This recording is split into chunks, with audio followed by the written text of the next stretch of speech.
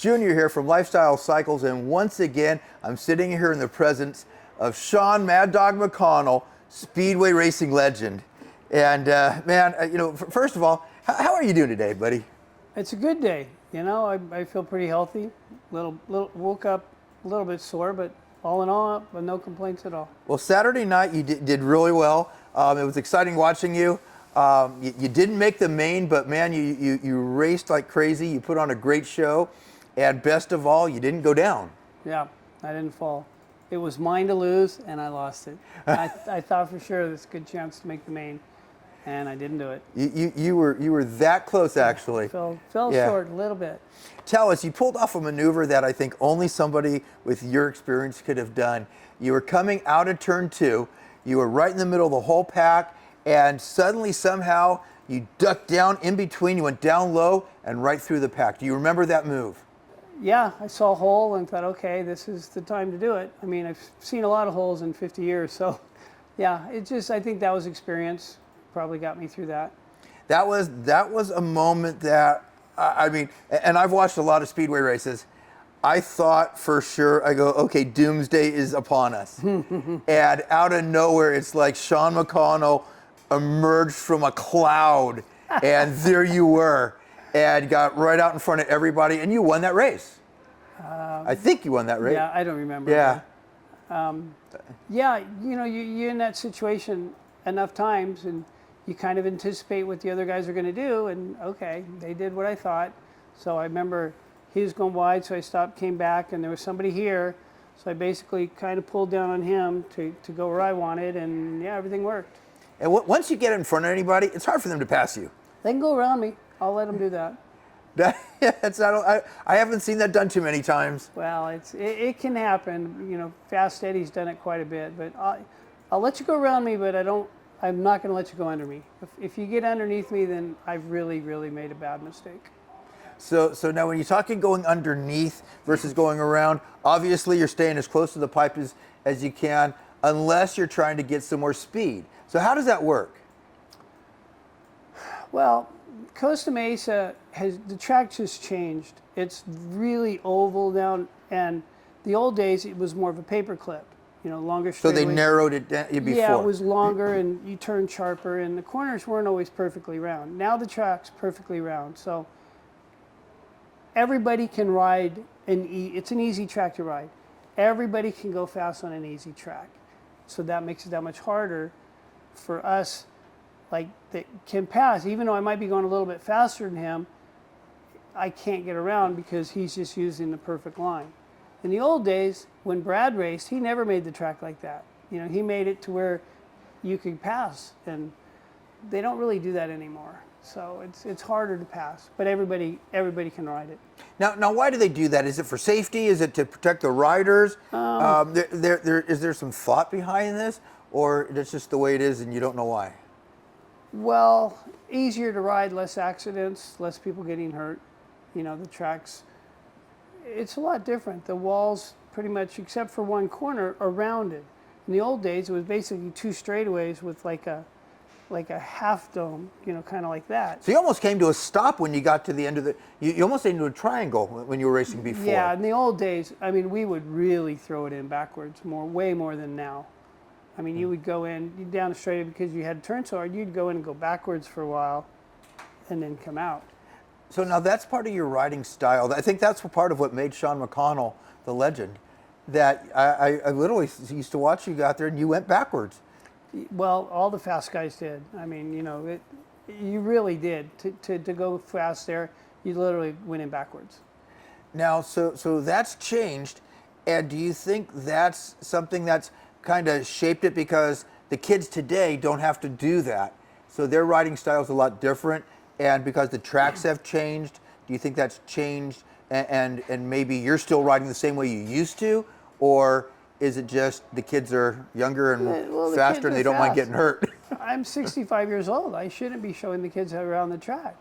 You know, when we all raced earlier, I mean, Billy Gray was 50 years old. He won a handicap main once. You know, I was behind him. And they thought, oh my God, that was the greatest thing ever. He won a race at 50. You know, now I'm 65 and I still occasionally win, but it's just a different time. Back then we raced 4 or 5 nights a week. Now, if we race twice, unless I travel to Auburn, Northern California, you know, if we race twice in a week, that's a busy schedule. It's a lot. Yeah, well, it's not, but it is anymore. I mean, literally 5 nights a week for years. Now, when we do the Harley nights, for those of you that don't know this, Shawn also races Harleys on the dirt track, flat track, in our hooligan series. And now that, Shawn, you're hard to beat. Well, I don't know if I'm hard to beat, but I enjoy doing that. It's a lot of fun. I look forward to Harley nights. Lately I've been getting out of the start pretty good, and I just hope they don't figure out how I'm doing it. It's a pretty simple thing, but don't say what you do. I'm not saying. Don't talk about it, because I'm not saying that seems to be the McConnell secret. It's just going to be, you know, it can't last this long. But yeah, there's a lot of fast guys in the hooligans. You know, it's just getting the start. If you don't get the start and you get behind a couple guys, the fast guys will leave. And then you're just stuck in a pack trying to get around the guy that's... can't get around him. Yeah, the guy that got a lucky start and is all over the track, and you can't get around him. So now, rumor has it that even though you're retiring this year from Speedway, you're still going to be racing Harley Davidsons. Oh, absolutely. I'm retiring from Speedway. I got vintage bikes. Yeah, definitely going to race the Harleys. I mean, the hooligan things for sure. I'm going to do that as long as possible. But, you know, fortunately, my sponsor, if I don't win, he's okay with that, you know, and I'm more about the show at this point. You know, if there's 2 lines of guys, I like to start in the back and pass everybody if I can. You know, that's kind of how Speedway was. When you're handicap racing, you start in the back row. People want the guy in the back row to win. So if you're passing guys all the time, you're the one they're watching anyways.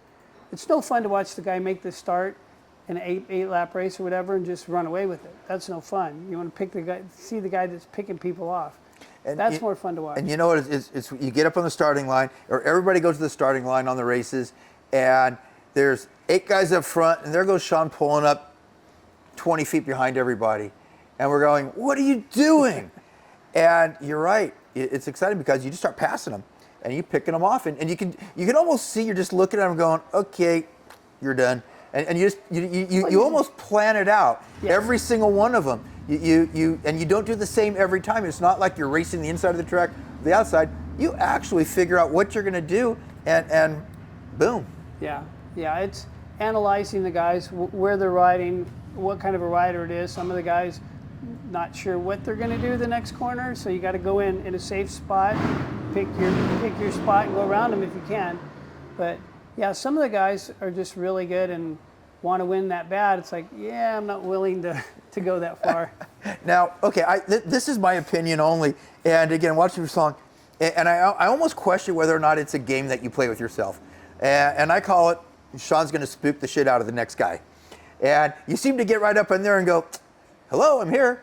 And all of a sudden they just panic and get out, because either that or you won't let them, you just get underneath them and their history. So is that kind of something you play a game in your head going, hey, I'm here? It comes from mini bike days.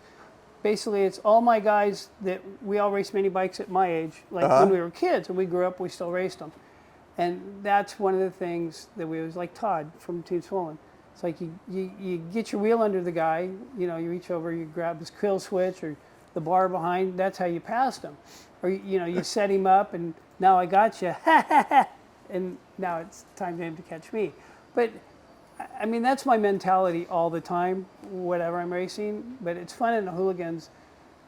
You know, I race it, but just kind of the local speedway race. I don't do all of them. Right. So, you know, there's a guy that does, a lot of guys that do all of them, and, you know, we'll probably do more next year now that I'm not battling against speedway schedules. So they're fun to pass, and, you know, and I think they enjoy riding with me. I mean, I'm safe. I'm not taking anybody out and stuff. And that's a big deal. So. And a lot of the guys we watch, and I can tell you right at the very of every single race who is going to take everybody out. It's not even a question. Yeah. You know.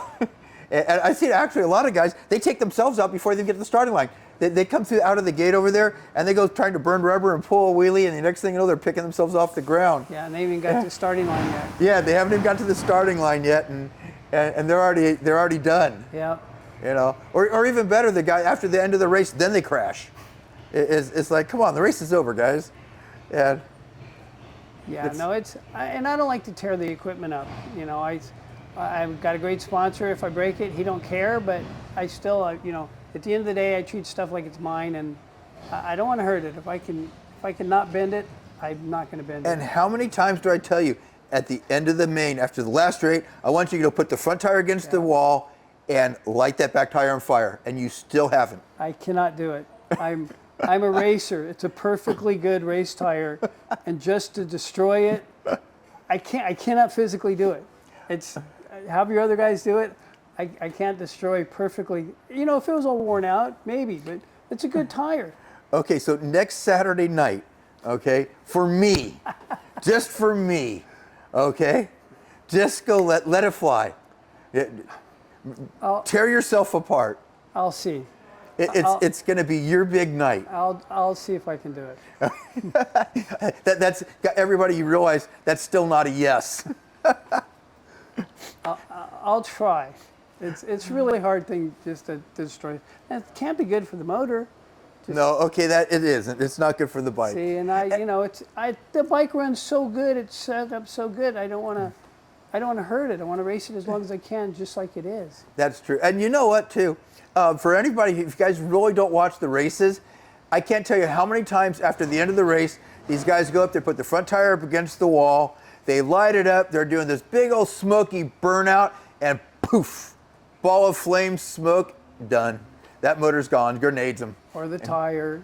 The cheapest is a tire, and how much are they? Yeah. I mean, it's, you know, there's nothing about that that's, and you're racing for a trophy this big. You're going to destroy a brand new tire that's $150 or whatever it is. I don't see it.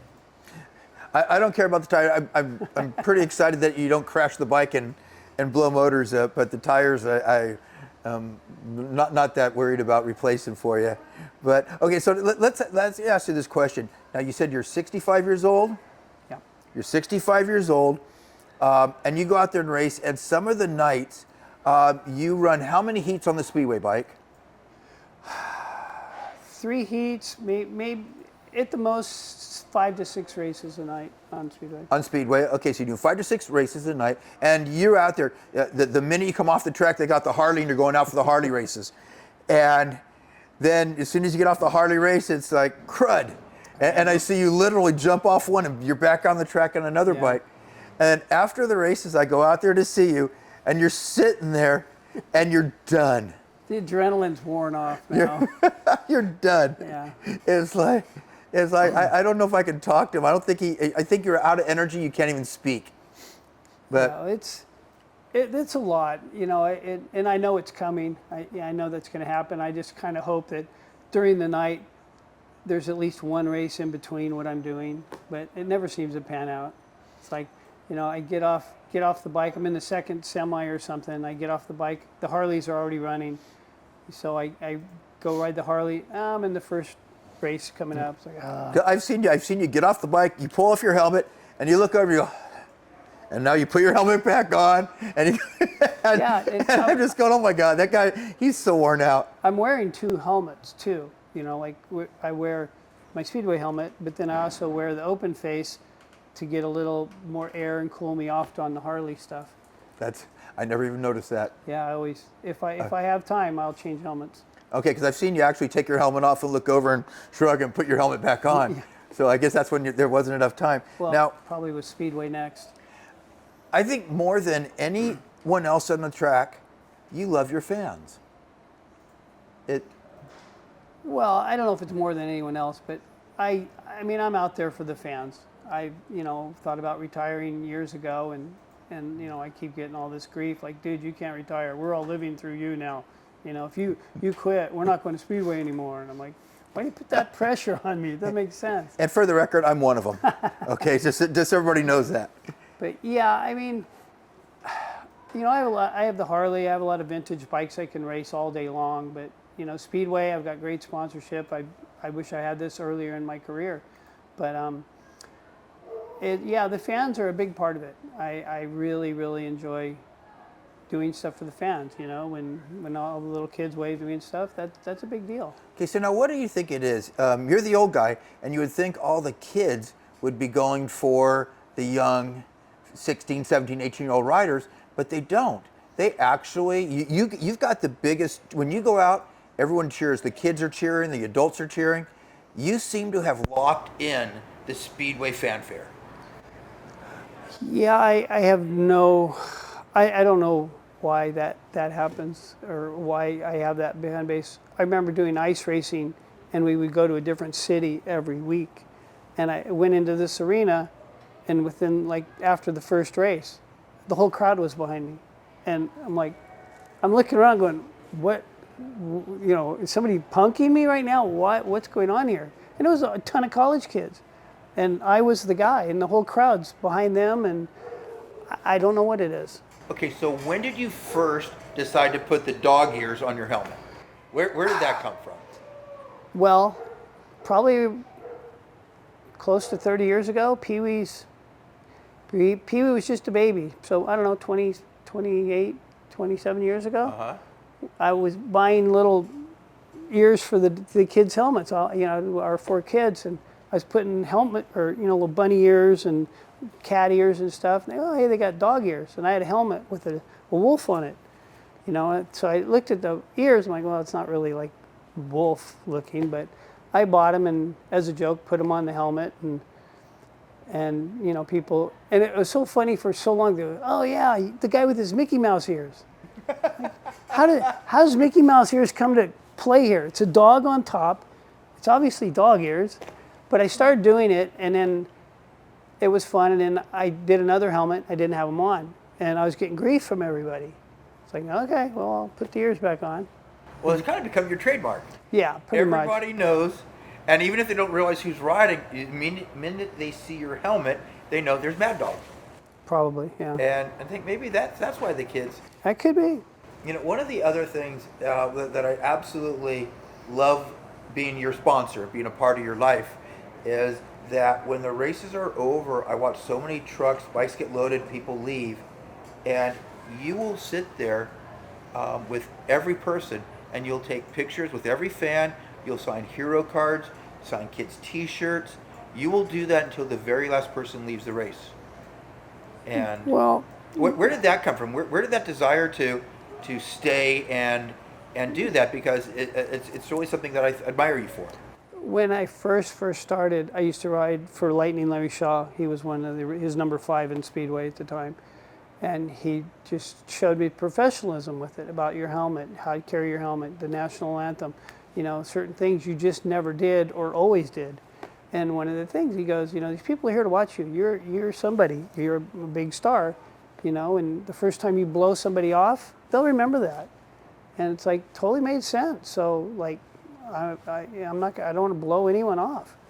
You know, sometimes it's like, yeah, I would like to get out of here, but, you know, people are waiting to see me. They've stood in line forever, how long that is, to see me. Least I could do is see them. Okay, so now let's change gears a little bit here. What's happening next week from Saturday, next Saturday night? Harley night, 28th.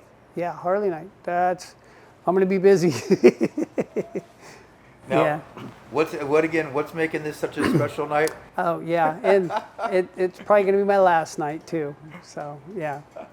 So yeah, it's a lot going on. So, something that breaks my heart is Shawn is retiring from racing Speedway, not Harleys. Gotta make that clear. Everybody keeps asking. He's still racing for Lifestyle Cycles on our Harley Davidson Hooligan Series, okay? He's still doing that. But this decision had to not be easy. Or was it just that easy, and we've been keeping you in it by going, Shawn, no, please don't quit? Well, you know, when you have great sponsorship, it's hard to walk away from that, for starters. I mean, like I said, you know, in 50 years of racing, I never had as good of sponsors as I do right now. And I'm retiring from my sponsorship, in which, you know, I always tell my wife, like, I can't believe I'm doing this. You know, I'm walking away from all this, so you know, this is all going away, which is a really weird thing, but it's just time. I've done it long enough to where I'm not going to do anything else in the sport except age. You know, I'm not going to be winning any championships or anything. So, and I want to go out on a level that I'm still something to be reckoned with. And, you know, I'm doing okay right now. So the speed I'm going, it's okay. It's okay to bow out at that point. You're still a formidable racer on the track. You're still give them all a good run for the money. Try to, yeah. You get up and you're not broken to pieces. You haven't crashed your knock on wood. Yeah, knock on something here. And but now, are you going to still be involved at all? What are you going to be involved in Speedway at all in the future? Yeah, I don't know how I could not be involved in Speedway. I mean, it's, you know, been my life for 50 years. So just to walk away and never be around it, yeah, that wouldn't happen. But, you know, hopefully help some of the kids coming up, and if they'll listen. The problem is a lot of the kids they don't want to listen. They don't. You know, a lot of the kids, they look at us like, well, what do you know? You know, I'm the young superstar going fast, and I beat you last race. It's like, yeah, but you know, there's a lot more to it. You know, it's the whole package. It's not you beat me once, and you know, like, you want to go to Europe? I can help you. I know what you need to go to Europe. I did that. You know, and I've had so many of the kids. I'm like, I put it out there, and then they don't do anything. And like some guys with gearing, I go, hey, what gearing you running? You know what? Maybe throw this gear on and try it and see what you think, you know, to help them. And then I walk away, and he looks at his mechanic, goes like that, and I'm like, all right, well, I'm done helping you. You know, just because you're geared so tall you can't turn the corner and keep bouncing off the wall, but don't let me help you. You know, I'm not trying to beat you. I'm just trying to make it safer for me because you can't ride. But, you know, I'll help the kids as much as I can. Well, right on. Well, okay, so in closing this, at the end of this, because I'm getting sad as we're talking about this, because I'm realizing that going to Speedway on Saturday nights and our regular Saturday night events are going to be different in the future. And I truly don't want you to retire. And I've tried over and over again, so I already know you really are doing it this time. But is there anything that you want to tell the people watching that you haven't got to say? Well, it's been a wild ride. It has its ups and downs like anything. But, you know, I would like to thank all my sponsorship through the years that I could have never done it. I would have retired 5, 6, 7 years ago if it wasn't for Junior and Lifestyles. I'd like to thank all my sponsors and the fans mostly. They're, you know, I wouldn't do it without them. I don't race tracks that are not professional. You know, there are Speedway races around that people will go to, and for whatever reason, it's not a professional event. I don't do it. I try and keep it. I want Speedway to stay the professional, and you know, I'm not doing it. I'm trying, but it's getting away from the professionalism in other places. Costa Mesa still, industry still as professional as possible, but you know, other races, it's like I can't do it. And we're not going to mention who they are. No. But we will mention they're running races. Industry, top-notch tracks. Yeah, anybody that runs a race, you know, more power to them. But you know, it needs to be professional, because I don't want to see Speedway turned into another spec class at, you know, a flat track race. Oh, we have a Speedway class too. You can sign up for that. Then that's pretty much the death of the sport. Well, Shawn, man, I can't tell you, it's been an honor being a part of your life. It's going to continue being an honor part of your life. Thank you. You know? Okay, that's it. You're not racing Speedway. Harley's out. Okay, it's over. But I had a blast again, as always, and I want to thank you for racing for us and letting us be a part of your life. It's been a huge pleasure being part of Lifestyle Cycles. Right on, buddy. Well, wait. Don't go anywhere until you like and subscribe to make sure you get notified every time we post our how-to videos, our product reviews, and all of our amazing interviews with your favorite racers and industry icons. I'll see you guys next time.